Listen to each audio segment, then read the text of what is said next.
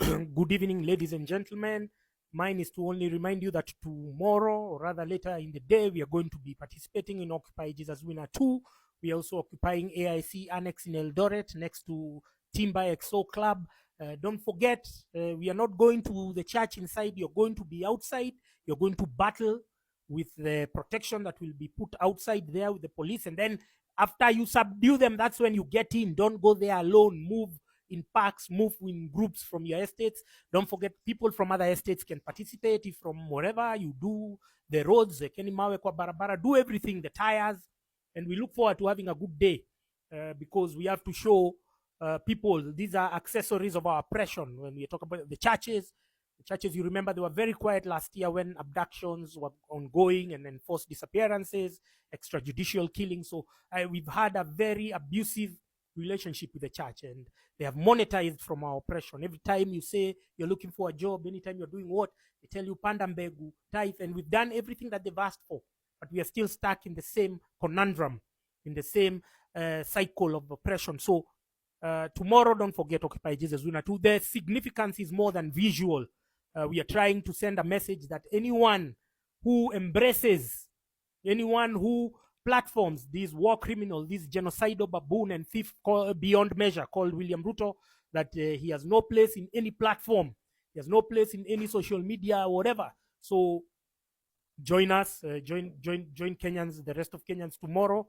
It's two churches, Occupy Jesus Winner and Occupy AIC Annex in Eldoret next to Timber XO. So I wanted to talk about Raila Odinga, and I wanted to remind you of where we have come from and how this ethnic sentiment has permeated. Because last year we were on an intellectual high. Last year we were talking about debt and taxes and the finance bill and the itemized whatever spending items, priority items. We were there. How did we move from that to talking about tribalism? The person who has engineered all of that is Rigathi Gachagua. Has he been insinuated in the movement by mistake? Is it by coincidence? There are never coincidences in this world, as we've come to understand. Because I've given you I'll give you a scenario. Raila Odinga has spent the last 2 years throwing shade at William Ruto, even launching his own protests, doing everything against Ruto. I interviewed him in 2023 in September, and the interview is still up on my social media platforms. And the things he said about Ruto are not what he's saying today. So what do you genuinely believe that it's just money that got him to the table? No. There had to be an ideology. There had to be a framework that they have painted inside his head to convince him, to bring him to the table so that he can suspend his own presidential ambitions. And this ideological rooting has to be so strong that it will make him suspend his own dreams so that he can go and join Ruto, so that he can save Ruto. You understand? Because that is all what this is. He was asked to go and save Ruto. What was he saving Ruto from? Is Ruto under threat? Is Ruto burning that he needs to be saved? Is Ruto in hospital? No. He was being saved from an onslaught, an illusional onslaught. And what would encourage, what would incentivize Raila Odinga to sit at that table? It is one and only thing: Raila's hate for Kikuyus. Raila hates Kikuyus with a passion. If Raila was asked today, he would ask that all Kikuyus be killed. That is the only thing. That is the only glue that binds Raila and all the opposition politicians who have since joined the government. Because they are joining because Ruto successfully convinced them that the Maandamano was a Mount Kenya initiative. How did he do it? He got Rigathi Gachagua. If you remember, first of all, before even Rigathi Gachagua, they had arrested Justin Muturi's son. And they were perpetuating the falsehoods that Justin Muturi's son was somehow connected to the June protest and was, I don't know what, he was acting on behalf of the father. So they needed to foist a Mount Kenya person who will be connected to the protest. Again, I tell you, me when we were arrested, and everyone who has been arrested by this year, the first question they've been asking us is connection to certain people. And whose name is constantly recurring, it is Rigathi Gachagua, because they have arrested everyone else except Gachagua. They have not arrested even his children, even his wife, even his close allies, even his Ngonjiri Wambogo, the people who actually work with him. But they have arrested everyone else and tried to pin us to this ugly, pathetic motherfucker called Rigathi Gachagua. I hate him. There's nothing Gachagua has ever spoken that has inspired me. There's nothing he has ever said that has made me proud, made me feel like I want to repost it, because he's an asshole. He's a moron of epic proportions. You understand? So, any time I found those bastards from DCI, Abdirahman, and all those Mohammed, that guy, that Michael Sang, they were just trying to figure out, and even when they took my gadgets, they were trying to figure out whether there is any connection between me and Gachagua, because they needed to connect the protests to Gachagua. And what did Gachagua do at the time? You remember in July, he hosted a very tense press conference, talking about things that he could have written as a memo to his boss, the president. He could have said whatever he was saying, all the damn shit that he was saying about Nurdin Haji, he could have done it as a memo. He could have done it as a letter. He could have done it as anything. But he chose to do a press conference because this was deliberate. This was premeditated. This was scripted. This was choreographed to connect him to June, to connect him to the protest, so that there will be enough reason to get Raila to the table. Now, when Raila was gotten to the table, if you remember the anti-Kikuyu sentiment and rhetoric, it escalated amongst his key bloggers, Robert Alai, Gabriel Oguda, December, Collins Bay, and GDP Kaluma. It escalated. That's when they started going on harm on anti-Kikuyu sentiment, and all of these evidence is there. It's even been translated and repackaged as articles or news items. You understand? So they needed to convince Raila Odinga and his supporters that these protests are Kikuyu, and by saving Ruto, we are also defending ourselves and actualizing our dream of emasculating and destroying members of the Kikuyu community. That was the only thing that could have been strong enough to make Raila Odinga suspend his own dreams. Remember, the Gen Z had already told him, you stay at home. Stay at home. We are going to finish this. And once we finish, we are going to give you the presidency. Now, for him to sacrifice his own presidential ambitions and to come and save a bona fide war criminal like William Ruto, there had to be a grounding ideology, a grounding belief system that would shock him into suspending rationality and common sense. And what was that? He was just told Kikuyu. Once Raila hears the name Kikuyu, he goes bonkers. I don't know what Kikuyus did to him. I don't know what Mount Kenya did to him. And to understand the hate that Raila harbors for the Kikuyu community, you just need to hear Gaucho speaking.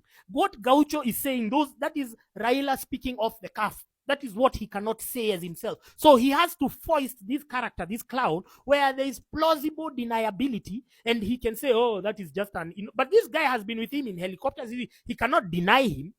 He cannot... They've been together. They speak together. That guy has been given a role in ODM. So the grounding that incentivized Raila to come to the table to protect William Ruto was their anti-Kikuyu sentiment. So the missing piece in that whole conundrum was they needed somebody to validate this idea, to perpetuate this idea that indeed the Gen Z are connected to Mount Kenya. And who else other than Rigathi Gachagua, who has the biggest mouth, who has started going on a campaign mode? Remember, ideally, I don't believe William Ruto can stay in office for more than 2 months. But worst case scenario, he stays until 2027. Rigathi Gachagua has embarked and mounted a campaign that nobody can afford to start 2 years. I take you back to Donald Trump. Donald Trump started his campaigns in August last year. Before that, he had never done a public rally anywhere, because campaigns are tedious and expensive. So who is this who has started his 2027 campaigns today? It's only somebody who is being funded by the government. And who is that? Is Rigathi Gachagua. So it means that everything that you're seeing, it is scripted so as to validate the myths and the rumors that the Gen Zs are connected to Rigathi Gachagua and to Mount Kenya, so as to incentivize and coalesce opposition politicians around Raila Odinga so that they will not impeach him, they will not put a vote around William Ruto, that is, they will not impeach him, they will not put front a vote of no confidence against him. So his connection or regarding Gashagua's removal, impeachment, don't forget it's all a charade. Don't forget even when Ruto and Uhuru fell out, it was all a charade, scripted. It was scripted so as to create a semblance of opposition. But there's never been an opposition in Kenya. Since 2013, we've never had an opposition. Kenya is firmly now a one-party state. It has always been a one-party state.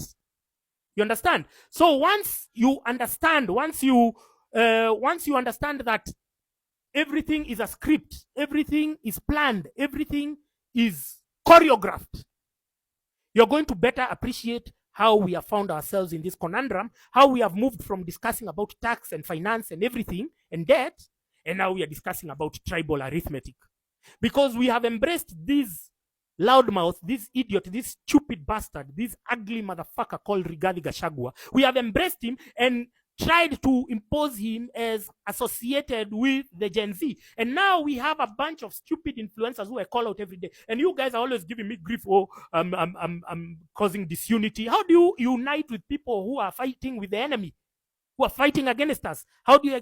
That's what happened in 2002. And I told you, stupidity is repeating the same thing, expecting different results. So in 2002, these guys embraced Akina Saitoti, Akina Kamodho, Akina Raila, people who had just decamped 2 weeks before from KANU, and now they embrace them, and these guys rebranded and they call themselves change. No, the opposition didn't need to do it. They had the moral authority, they had the financial and Kenyan goodwill. They would have won this thing by their own. But they still embraced this psychotic motherfucker called Raila Odinga, who had just decamped from that side. So, again, now, when you're telling me to suspend, when you're telling me now work with Aoko, you can clearly see that she's working for NIS. You can clearly see she has never used any of our flagship hashtags and call to action. She's never used Ruto must go or Occupy State House or Occupy Parliament. She has never used any. She faked her own abduction.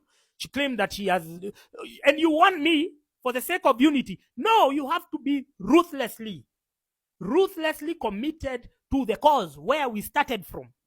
And that's why every time you're being distracted. Even Dindi Nyoro can build 2 ablution blocks, and he can come and you're making him trend and saying, oh, he's now a progressive person. Oh, he can be president. He can be president because of building 2 ablution blocks.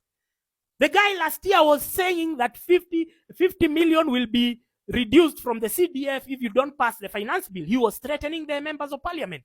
How then does he reinvent himself? Does he rebrand himself from an oppressor to now that he's a presidential candidate? And you want us, in the interest of unity, to now and see that you want us to shelve all those happenings and now embrace him. No, we don't do that. If anyone is an enemy and has picked a side, then they should stay there. I respect those who genuinely come and say, I am promoting Ruto, because then I know how to deal with you. But when you are pretending, when you're camouflage, when you are the chameleon, then I don't know how to handle you. So me, because I have been given the gift of discernment, I will forever call them out, whether you like it or not, whether you endorse of it or not. And so Rigathi Gachagua has come. Because of him, he has heightened. He became like the mouthpiece of Murima. We don't know who sent him to discuss about Murima. We don't know who told him to discuss about Murima. But he goes there talking about Murima every time. And he's really profiling us. He's really balkanized us. And now it has given the rise of these charlatans like Gaitho to spew anti-Kikuyu rhetoric, although they are not making any traction, because Kenyans, I told you, from June 25th, everything changed. We are a new country. We are in a new era. You cannot use that. But the fact that now Rigathi pushes the Murima sentiment, it gives rise to all these other charlatans who are now riding on that. Because all Rigathi needed to do last year was shut the fuck up. He would have just kept quiet. Why was he hosting press conferences? Because it's all smoke and mirrors. This is all a script. This is all, the architecture of your oppression begins like this. It begins with your consent. It begins with your distraction. That you stay in the news, you watch it. There you watch Rigathi Gachagua not saying anything meaningful. Even when he was pretending to be a whistleblower and telling us who is in charge of or who is abducting Kenyans, he only gave us a sketchy name, Abel. He only, hey, Naito Abel, because he doesn't want to burn his bridges. He's not really for us. He's just there to gaslight you, to throw you a bone here and there. He's never going hard. He could be angry, like when he was in Meru, he was pretending he was very angry. You are angry at who? You've been there eating money. You've stolen money. You were silent as your wife was allocated 594 million. An unconstitutional office was allocated Kenya shillings 594 million. And you are saying now you have reformed. Now you are the people's. You which people? The people who are entertaining you are just misguided people who have been paid. And I'm telling you, the money that is being used to mobilize crowds for your rallies, they have been sponsored. I have noticed even myself when I speak about Rigathi Gachagua, especially on TikTok. TikTok is now under full government control. You know, the company which has been killing their staff is called Teleperformance of TikTok. Anytime I talk about Rigathi, my video is muted on TikTok, which shows you that all of these, they need Rigathi to operate seamlessly, undisturbed, unhinged. And anyone who is trying to educate people about his role, about the fact that he's been embedded in the movement to distract it by hyper-escalating the tribal sentiment and distracting people from conversations that matter, which include taxes, which include the 1.3 trillion that William Ruto has stolen between June and February. To distract that, we need a clown like Rigathi Gachagua. And the more you are giving him airtime, the more you are making him continue on this journey. He has never spoken about tax. He has never spoken about debt. Those are the conversations that we as intellectuals and young people and millennials and Gen Zs want to hear. We don't want to hear tribal arithmetic. That go and tell boomers, and boomers are shrinking, boomers are extinct, boomers are stupid people who have gotten us here. They made us vote for a new constitution, these fucking boomers, this generation of old, useless, retarded bastards. They made us vote for a new constitution. And then now they have taken us back in one fell swoop. Now we are no longer a democracy. Now we are a glamorized democracy. We are de jure a dictatorship. We are one party state. Don't have any form of opposition. Every leader you're talking to, you listen to them. From Mother Karua to Kalonzo Musyoka, none of them is saying something sensible. None of them is saying something meaningful. None of them is doing a call for action, which shows you that all of them are one and the same thing. As what we want once we get rid of Ruto, we have structural and institutional overhaul. We want to have a caretaker government with representatives from all sectors. So that you come there, we input everything, we form new policies, a new constitution, we harmonize a new one, and we'll do it faster because now we are crowdsourcing. Now we are doing, you send a draft, we are reading, everyone, if you are interested in women's affairs, in maritime issues, in coffee, in sports, everything will be there, fine-tuned, so that we have no problem, so that the next president will not find it easy to just come and undo the economic gains. And we will insulate our politics from our economy so that they can fight there and we can be like European economies, European countries. They can fight and do whatever shenanigans that they want. But our business, we will not be like now we are expending unnecessary man hours to discuss politics while this should be the productive years of our lives. This is our parents in our age. They had mortgages, they had what, they are doing everything. But that's what are we doing? We are doing politics because our parents were afraid of fighting for us. They were dumbed down. They were listening to their media, religious leaders, everything. They had embraced all the attributes of oppression. But now we are fighting for mostly our children. So you have to ensure that when you're looking at an idiot like Gachagua, he's not your friend. He has never been your friend. If you go and Google, you'll see he's purporting to represent Mount Kenya, and he's the one who destroyed the coffee and tea sector. Just Google for yourself. He's the one who destroyed them. And now he's masquerading as a kingpin. He's not anybody's kingpin. He can't be even a kingpin in his own Karatina village. So fuck Gachagua.